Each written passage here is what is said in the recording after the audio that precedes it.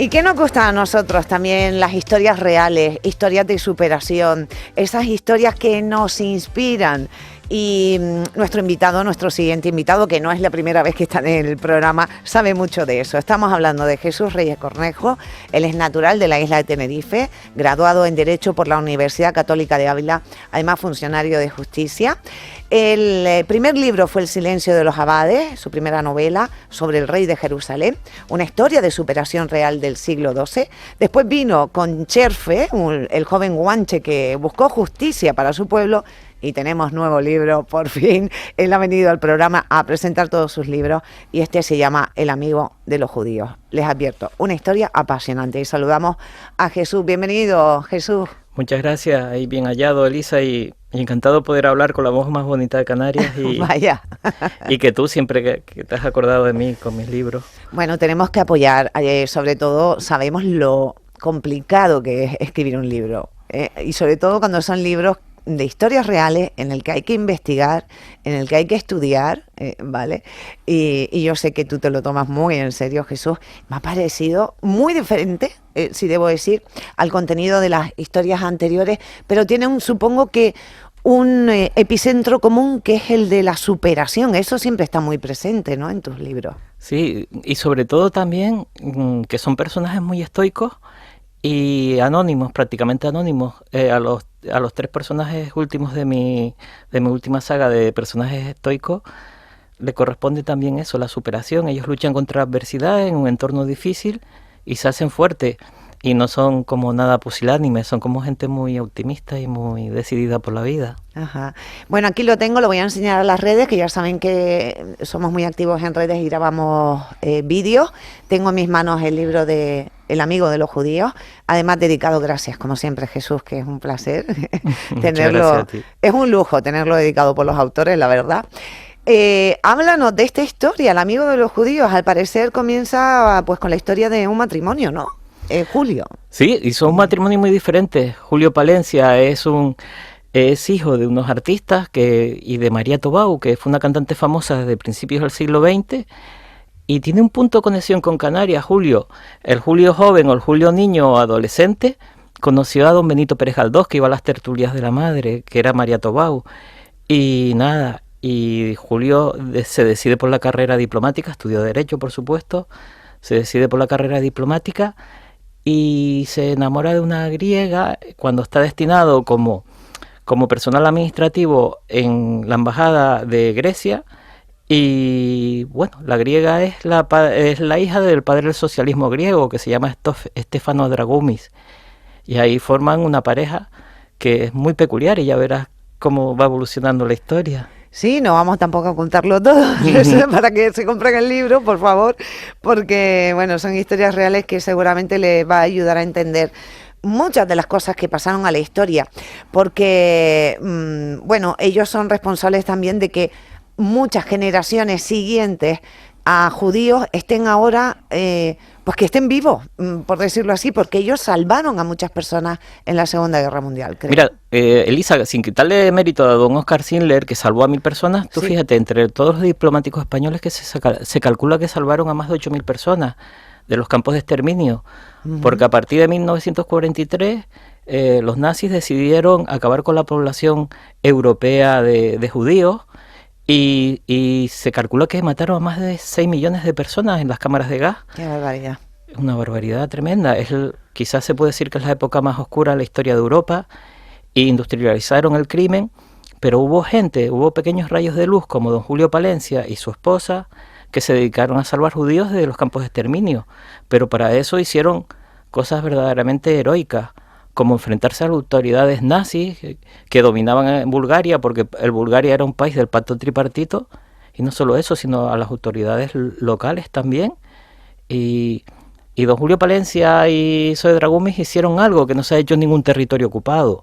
Además de salvar a más de 600 sefardíes, consiguieron adoptar a 2 niños judíos, y eso fue un auténtico desafío para el gobierno alemán, que lo denominaron amigo de judíos y fanático antialemán por el hecho de adoptar a 2 niños judíos, porque al padre lo colgaron y a ellos, a los hijos y a la madre de los niños, que también dio nacionalidad española, los iban a mandar a un campo de exterminio. Y gracias a ello, pues se salvaron. Se salvaron, pero y bueno, también las futuras generaciones, ¿sabes? Porque claro, luego tuvieron sus descendientes. Pero lo importante de todo esto, que en un entorno tan hostil para ellos, incluso don Julio Palencia se enfrentó a su propio ministro. Hay la leyenda de que si el gobierno español facilitaba el tema de la salvación de los judíos, y yo puedo asegurar que el caso de Julio Palencia tuvo muchísimos problemas, porque el ministro de Asuntos Exteriores, el señor Jordana, le hacía constante silencio, y él estaba denunciando incluso el Holocausto. En sus palabras decía, en muchas misivas, la embajada española decían que llevaban a los judíos como si fueran animales al matadero. Estaba denunciando lo que estaban haciendo, la solución final de los alemanes, que fue a partir de 1943, porque el Holocausto empieza a partir de que comienza la guerra, pero la solución final, que ya fue el crimen, como podríamos designarlo, industrializado, que mataban a la gente. Por ejemplo, en Mauthausen podrían morir 6.000 personas al día. Era una barbaridad lo que estaba sucediendo. Y él fue uno de los precursores en la denuncia de lo que estaba sucediendo en los campos de exterminio. Pero don Julio Palencia no solo se enfrentó a las autoridades alemanas y búlgaras, sino que también se enfrentó a las propias autoridades españolas, que le decían que no se inmiscuyera la política búlgara. Claro, don Julio se extralimitó totalmente en el ejercicio de sus funciones. Un diplomático no puede hacer lo que él hace, ir a hablar con un primer ministro búlgaro, porque no tiene facultades ni es normal que lo vaya a hacer. Y él lo hacía porque crearon una ley de defensa de nación que eran similares a las leyes de Nuremberg, y él estaba totalmente en contra de las leyes aquellas que eran totalmente antisemitas y le privaba de cualquier derecho a los ciudadanos israelíes, españoles. Y entonces se enfrentó al primer ministro y el primer ministro búlgaro y el ministro de Asuntos Exteriores español le llamaba la atención, claro, y después le hacía silencio, pero él continuó con su lucha en busca de la defensa de los derechos humanos de esas personas. No se rindieron, además se jugaron la vida totalmente. Exactamente. En ayudar a otros. Qué maravilla. ¿Cómo llegó esta historia a tus manos, Jesús? Es que yo, por casualidad, por las redes, una vez me enteré que había un diplomático español que se había atrevido a adoptar a 2 niños judíos de los campos de exterminio, y antes de que lo mandaran a los campos de exterminio. Y entonces pregunté a la embajada búlgara y me remitió a don José Antonio Lisbona, que es la base, que es un historiador y un politólogo que ha sacado a la luz todas las historias de los diplomáticos españoles, que incluso hay un tinerfeño que se llama don Juan Sobar, que también al parecer tuvo mucha influencia, pero ya esta historia la conozco menos, en el consulado de Austria, que también se dedicó a salvar ciudadanos israelíes españoles, los sefardíes. Y bueno, y el famoso Ángel Sambriz. Ángel Sambriz salvó a más de 5.000 personas con 300 pasaportes que consiguió del gobierno húngaro.